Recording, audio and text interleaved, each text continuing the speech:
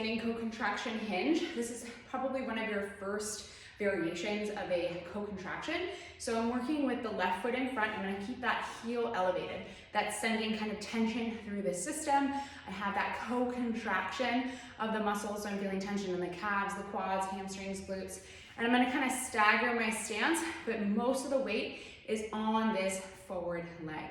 I'm gonna think about hinging at the hips and kind of almost shrugging or rounding a tiny bit as I come forward and over this front leg, and then I come up. You can set up next to a wall or some sort of support if you feel like you need it.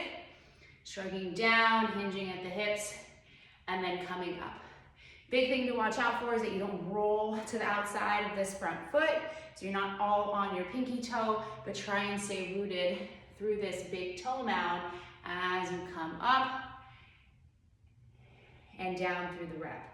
So this is your standing co-contraction hinge with back foot supported, and this would be kind of the first in a progression for a co-contraction, at least in a standing position. And then you'll do the same thing on the other side. Tune in, maybe one side feels a little bit harder or easier than the other. Just tune in and notice the differences side to side. Same thing applies here, watching that you don't roll to the outside of the foot. And majority of the weight stays on the working leg. When you hinge though, even when you're kind of rounding a little bit through the spine, watch that you're not clenching the glutes and tucking under.